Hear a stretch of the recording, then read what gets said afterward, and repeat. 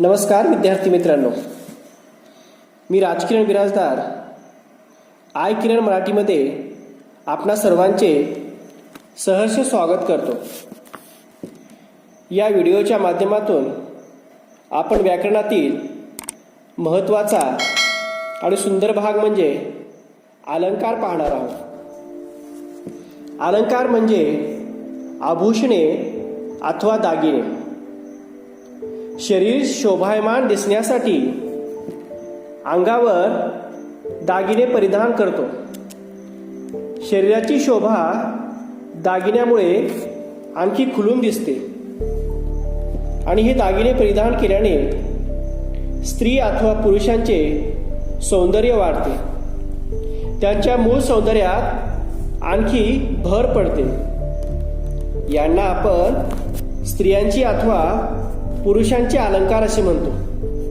म्हणजे जी आभूषणे, वस्त्र, चष्मा, घड्याळ इत्यादी विविध प्रकारची अलंकार परिधान केल्याने स्त्रियांचे अथवा पुरुषांचे सौंदर्य वाढते, त्यास व्यक्तीचे अलंकार असे आपण म्हणत असतो। यामुळे शरीराची शोभा खुलते। अलंकारात शोभा आणण्याचा महत्त्वाचा धर्म असतो। हे झालं मानवी अलंकाराच्या बाबतीत। आता आपण भाषेचे अलंकार म्हणजे काय हे पाहूयात। आपली भाषा सुंदर व्हावी म्हणून भाषेत ही भूषणांचा, अलंकाराचा उपयोग कवी आणि लेखक करत असतात। विशेषतः पद्यात अलंकार अधिक शोभून दिसतात। गद्य सुद्धा अलंकाराने नटलेली असतात, त्यांचं सुद्धा अलंकारामुळे सौंदर्य वाढतं। ज्या गोष्टींचा वाक्यात, भाषिक उतार्यात समावेश केल्याने भाषेचे सौंदर्य वाढते। वाक्य, काव्यपंक्ती, उतारा हा आणखी पूर्वीपेक्षा वाचायला व ऐकायला सुंदर वाटतो। हे सौंदर्य जे भाषेच्या चमत्कृतीपूर्ण वापरामुळे प्राप्त होते, त्यास भाषेचे अलंकार असे म्हणतात। म्हणजे जे शब्द वापरल्यामुळे भाषेला शोभा येते, ती मनाला आल्हाददायक वाटते, आपल्या कानाला ती ऐकावीशी वाटते, या सर्वांना भाषेचे अलंकार असे म्हणतात। भाषा अधिक परिणामकारक व सुंदर व्हावी म्हणून भाषेवर अलंकार चढवले जातात। जेव्हा आपण अलंकाराची व्याख्या पाहतो तेव्हा भाषेचे सौंदर्य वाढवणाऱ्या गुणधर्मांना भाषिक अलंकार असे म्हणतात।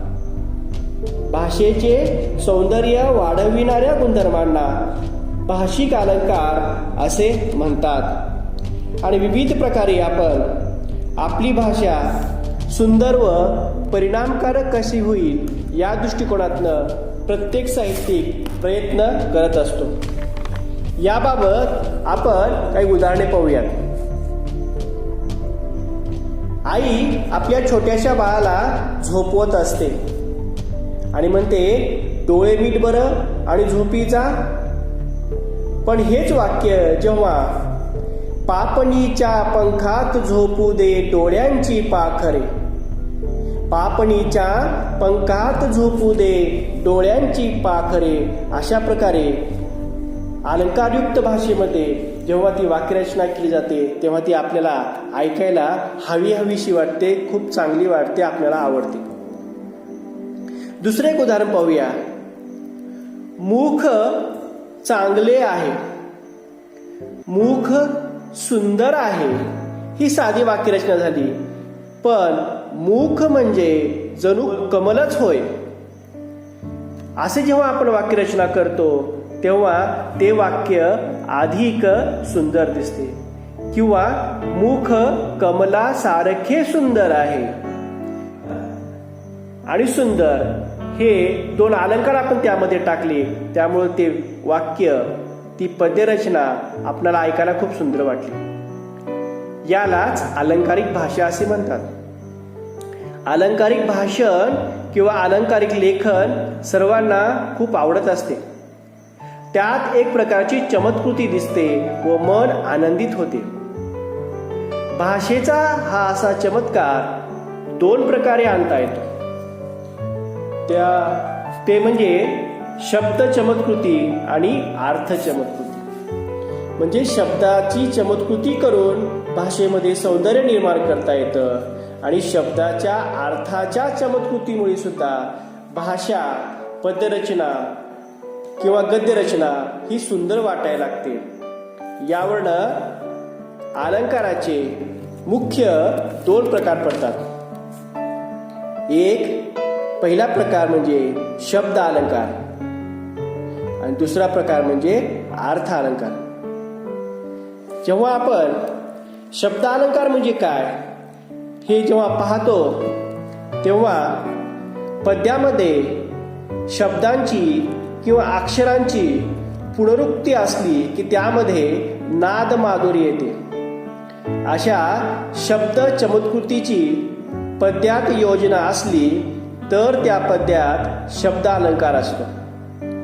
म्हणजेच विद्यार्थी मित्रांनो, शब्दांच्या विशिष्ट वापरामुळे जेव्हा भाषेला सौंदर्य प्राप्त होतं तेव्हा शब्द अलंकार होत असतो. म्हणजे शब्दाच्या चमत्कारिक वापरामुळे भाषेला सौंदर्य प्राप्त होतं तेव्हा त्यास शब्द अलंकार असे म्हणतात. शब्दांची चमत्कृती, शब्दांचा अर्थ आणि शब्द योजना यांच्यावर आधारित अलंकारांना शब्द अलंकार असे म्हणतात. म्हणजे शब्द अलंकारामध्ये शब्दांना खूप मोल असतं. शब्दामुळे त्या अलंकाराला किंवा त्या भाषेला सौंदर्य प्राप्त झालेलं असतं म्हणून त्यास आपण शब्द अलंकार असे म्हणतो. आणि शब्द अलंकाराचे 3 प्रकार आहेत. अनुप्रास अलंकार, यमक अलंकार आणि श्लेष अलंकार. दुसरा जो अलंकाराचा मुख्य प्रकार आहे तो म्हणजे अर्थ चमत्कृतीच्या माध्यमातून घडणारा अलंकार, अर्थ अलंकार. पद्यात अर्थ चमत्कृती प्रामुख्याने असली तर त्या पद्यात अर्थ अलंकार होत असतो. शब्दाच्या अर्थाच्या चमत्कृतीमुळे जेव्हा भाषेला सौंदर्य प्राप्त होते तेव्हा अर्थ अलंकार होतो. म्हणजेच शब्दांच्या चमत्कारिक अर्थामुळे भाषेला सौंदर्य प्राप्त होते. पद्यात अर्थ चमत्कृती प्रामुख्याने असेल तर अर्थ अलंकार होत असतो. तर विद्यार्थी मित्रांनो, आपणाला यावर्षी इयत्ता 9वी व 10वी या दोन्ही वर्गामध्ये शब्द अलंकाराचे प्रकार आपल्या अभ्यासासाठी नाहीत. आपल्याला फक्त अर्थ अलंकाराचे प्रकार आहेत. अर्थ अलंकाराचे जवळपास 22 प्रकार आहेत. पण त्यातील फक्त आपल्याला यावर्षी अर्थ अलंकाराचे 4 प्रकार अभ्यासायचे आहेत. त्यामध्ये पहिला आहे रूपक अलंकार, दुसरा आहे व्यतिरेक अलंकार, तिसरा आहे दृष्टांत अलंकार आणि चौथा आहे चेतन पुनोक्ती अलंकार.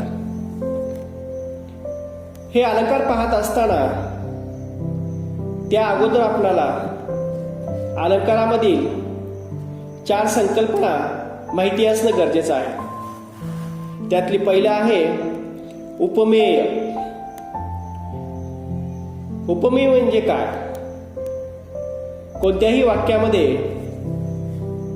उपमेय, उपमान, साधर्म्य गुण आणि साधर्म्य सूचक किंवा साम्य सूचक शब्द या 4 गोष्टी आपणास अर्थ अलंकाराच्या प्रकारामध्ये पाहायला मिळतात. हे आपण उदाहरणाच्या माध्यमातून पाहूयात. म्हणजे आपल्याला या 4ही संकल्पना समजायला सोप्या जातील. उदाहरण पहा. स्वामी विवेकानंदांचा चेहरा सूर्याप्रमाणे तेजस्वी आहे. स्वामी विवेकानंदांचा चेहरा सूर्याप्रमाणे तेजस्वी आहे. यामध्ये उपमेय, उपमान, साधर्म्य गुण आणि साम्यसूचक शब्द या चारही बाबींचा समावेश झालेला आहे. तर उपमेय म्हणजे काय हे जेव्हा आपण पाहतो, ज्याला उपमा देतात त्यास उपमेय असे म्हणतात. म्हणजे वाक्यामध्ये ज्याची तुलना करायची आहे, ज्याचे वर्णन केलेले असते त्यास उपमेय असे म्हणतात. आता वरील वाक्य जेव्हा आपण पाहतो तेव्हा त्यामध्ये स्वामी विवेकानंदाच्या चेहऱ्याची तुलना केलेली आहे. म्हणून स्वामी विवेकानंदाचा चेहरा हे या वाक्यातलं उपमेय आहे. दुसरी संकल्पना उपमान. ज्याची उपमा देतात त्यास उपमान असे म्हणतात. म्हणजे ज्याच्याशी तुलना करायची आहे किंवा उपमेयाचे साम्य ज्या गोष्टीशी दाखवतात त्यास उपमान असे म्हणतात. आता वरती स्वामी विवेकानंद आणि सूर्य या दोघांची तुलना केलेली आहे. म्हणून सूर्य हे या वाक्यातलं उपमान आहे. तिसरी संकल्पना साधर्म्य गुण. साधर्म्य म्हणजे सारखा. उपमेय आणि उपमान या दोघातला सारखा गुण किंवा साम्य दर्शविणारा जो शब्द असतो वाक्यामध्ये त्यास साधर्म्य गुण असे म्हणतात.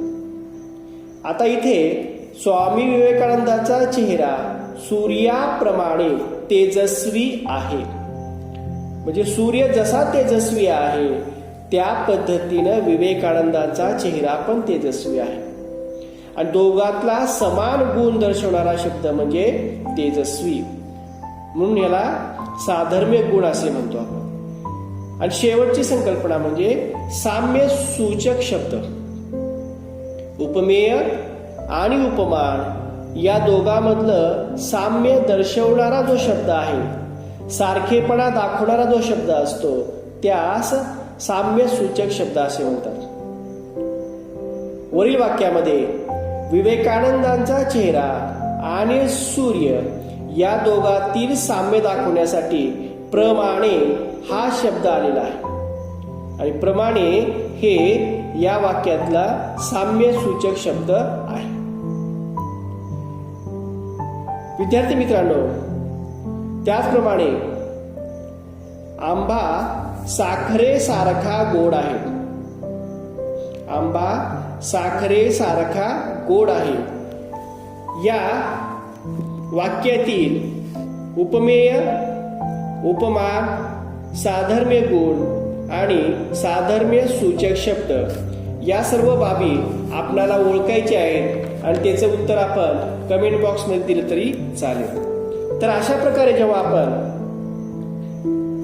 अलंकार म्हणजे काय, भाषेचे अलंकार म्हणजे काय, अलंकाराचे मुख्य दोन प्रकार शब्द अलंकार आणि अर्थ अलंकार, आणि त्याबरोबरच उपमेय, उपमान, साधर्म्य गुण आणि साम्य सूचक शब्द म्हणजे काय या गोष्टी पाहिल्या. आणि हा अलंकाराचा पाया आहे. हे पाहिल्यानंतरच आपण जे आता अलंकाराचे प्रकार पाहणार आहोत ते आपल्याला समजायला सोपं जाणार आहे. तर मी आताच तुम्हाला सांगितल्याप्रमाणे अर्थ अलंकाराचे अनेक प्रकार आहेत.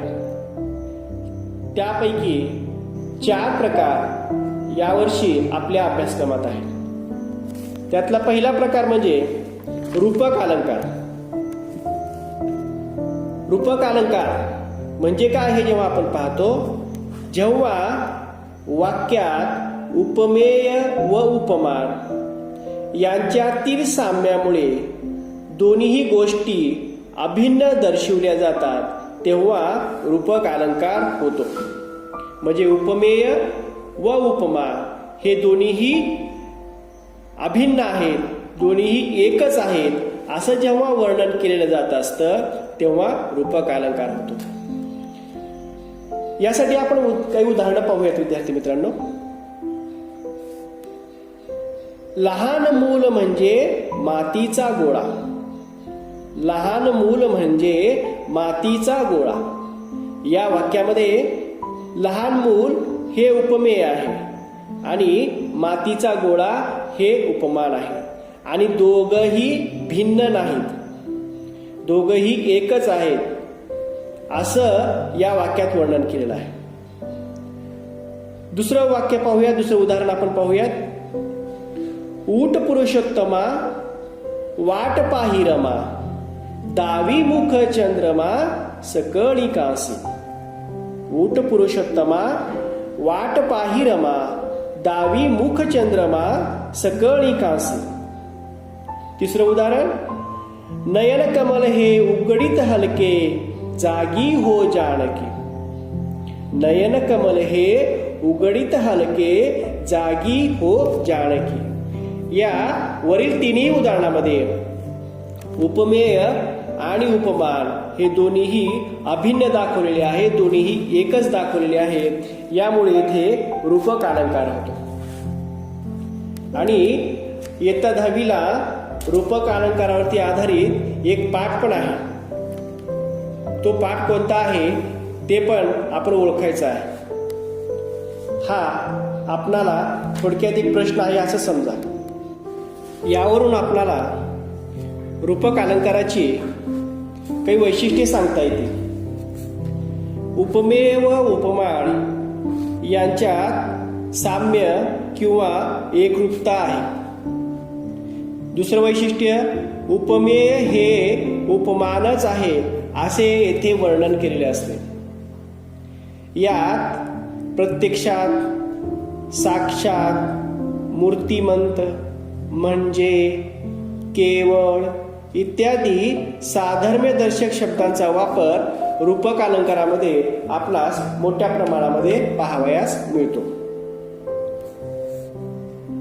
पुढचा अलंकार आहे व्यतिरेक अलंकार.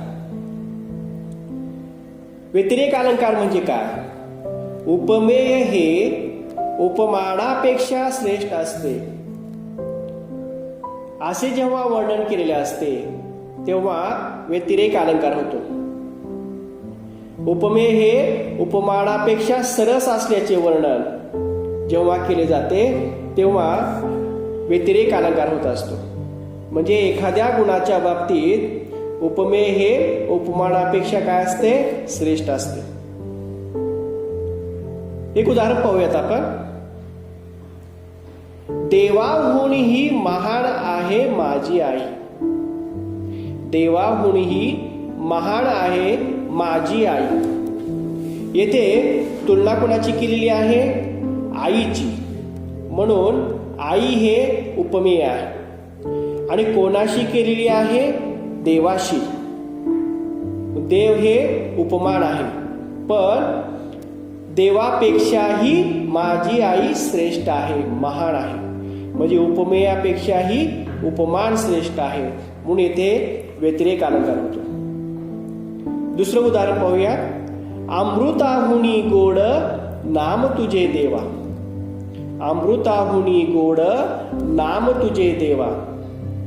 या पण वाक्यामध्ये, या पण पद्यपंक्तीमध्ये देवाचे नाव हे अमृतापेक्षाही गोड आहे, उपमेय हे उपमानापेक्षाही श्रेष्ठ आहे अशा प्रकारे इथे वर्णन केलेलं आहे. तू माऊलीहून मयाळ, चंद्राहुनी शीतळ, पाण्याहुनी पातळ, कल्लोळ प्रेमाचा. अशी वरील उदाहरणावरून आपणाला व्यतिरेक अलंकार म्हणजे काय हे लक्षात येईल. विद्यार्थी मित्रांनो, उपमेय हे उपमानापेक्षा श्रेष्ठ आहे असे जेथे वर्णन केले जाते तेव्हा व्यतिरेक अलंकार होतो. पुढचा प्रकार अलंकाराचा तो म्हणजे दृष्टांत अलंकार. दृष्टांत या शब्दाचा अर्थ होतो उदाहरण किंवा दाखला. एखादे तत्व, एखादी गोष्ट, एखादी कल्पना समोरच्यांना पटवून देण्यासाठी तसाच एखादा दाखला किंवा उदाहरण दिले जाते तेव्हा दृष्टांत अलंकार होतो. उदाहरण पाहूया. लहानपण देगा देवा, मुंगी साखरेचा रवा, ऐरावत रत्न थोर, त्यासी अंकुशाचा मार. इथे संत तुकाराम महाराजांनी मोठेपणापेक्षा लहानपण, बालपण हे खूप गोड असतं, खूप सुंदर असतं हे स्पष्ट करण्यासाठी, हे तत्व सांगण्यासाठी हे उदाहरण दिलेलं आहे. त्याने देवाकडे काय म्हटलेलं आहे? देवा मला लहानपण दे. कारण मुंगी आणि हत्ती या दोघांची तुलना केलेली आहे. पण छोटीशी मुंगी सुद्धा अतिशय आनंदी असते. पण ऐरावत रत्न थोर, त्यासी अंकुशाचा मार. एवढा बलाढ्य असा हत्ती असतो, पण त्या हत्तीला सुद्धा त्या त्रिशूळासारखा जो काही अंकुश असतो, त्या अंकुशाने मार खावा लागत असतो. म्हणून मोठेपणापेक्षा लहानपण हे खूप गोड असतं, सुंदर असतं. आणि ते लहानपण तू मला दे हे मागणं देवाकडे मागण्यासाठी, हे तत्व समजावून सांगण्यासाठी संत तुकाराम महाराजांनी हा दृष्टांत दिलेला आहे. दुसरं उदाहरण पाहूया. चंदनाचे हात पायही चंदन, चंदनाचे हात पायही चंदन, तुका म्हणे तैसा सज्जनापासून, तुका म्हणे तैसा सज्जनापासून, पाहता अवगुण मिळेच ना, पाहता अवगुण मिळेच ना. या वरील उदाहरणाच्या माध्यमातून आपल्याला दृष्टांत अलंकार पाहायला मिळतो. म्हणजे एखादी गोष्ट पटवून देण्यासाठी त्याच अर्थाचे एखादे समर्पक उदाहरण दिले जाते, तेव्हा दृष्टांत अलंकार होतो. आणि शेवटचा प्रकार आहे चेतन गुणोक्ती अलंकार. चेतनेचे गुण सांगणारी उक्ती म्हणजे चेतन गुणोक्ती. निसर्गातील निर्जीव वस्तू सजीव आहेत अशी कल्पना करून ती मनुष्याप्रमाणे वागते किंवा कृती करते असं जेव्हा वर्णन केलं जात असतं, तेव्हा चेतन गुणोक्ती अलंकार होतो. उदाहरण पाहूयात आपण. चाफा बोले ना, चाफा चाले ना, चाफा खंत करी काही केल्या फुलेना. चाफा, चाफ्याचं फूल, ते बोलत नाही, ते चालत नाही, ते काहीतरी दुःखी झालेलं आहे, नाराज झालेलं आहे, त्याच्यामुळे ते फुलत सुद्धा नाही. म्हणजे एखादी अचेतन वस्तू चेतनाप्रमाणे वर्तन करते अशा पद्धतीचं वर्णन या उदाहरणातून आपल्याला पाहायला मिळतं. आला हा धारी उभा वसंत फेरीवाला. दुसरं उदाहरण पाहू. आला हा दारी उभा वसंत फेरीवाला, पोते खांद्यावरी, पोते खांद्यावरी, सौद्याचे देई ज्याचे त्याला, सौद्याचे देई ज्याचे त्याला. आणि तिसरं उदाहरण आहे. मंगल मंगल गीत म्हणे अस्फुट रजनी मूकपणे, मंगल मंगल गीत म्हणे अस्फुट रजनी मूकपणे. वरील सर्व उदाहरणं ही चेतन गुणोक्ती अलंकारावरती आधारित आहेत. अचेतन वस्तूवर जेव्हा चेतनेचा किंवा मानवेतर प्राण्यावर मानवी गुणधर्माचा आरोप केला जातो, अचेतन वस्तू ही चेतनेप्रमाणे वागते, सजीवाप्रमाणे वागते असं जेव्हा वर्णन केलं जातं, तेव्हा कोणता अलंकार होतो? चेतन गुणोक्ती अलंकार होतो. तर अशा प्रकारे विद्यार्थी मित्रांनो, आपल्या अभ्यासक्रमामध्ये असलेले चारही प्रकार इथे संपलेले आहेत. आणि इयत्ता 9वी आणि 10वी या दोन्ही वर्गांना, दोन्ही पाठ्यपुस्तकामध्ये हेच अलंकार आहेत. तर अशा प्रकारे भाषा आकर्षक दिसण्यासाठी कवींनी, लेखकांनी भाषेला नववधूप्रमाणे सुशोभित केलेले असते. यामुळे भाषेला शोभा येते, तिचे सौंदर्य वाढते. हा भाषेतील सौंदर्य वाढवणारा, व्याकरणातील महत्त्वाचा आणि अतिशय सुंदर असा अलंकार हा भाग आपण पाहिलेला आहे. धन्यवाद विद्यार्थी मित्रांनो. पुन्हा आपण पुढील व्हिडिओच्या माध्यमातून भेटू.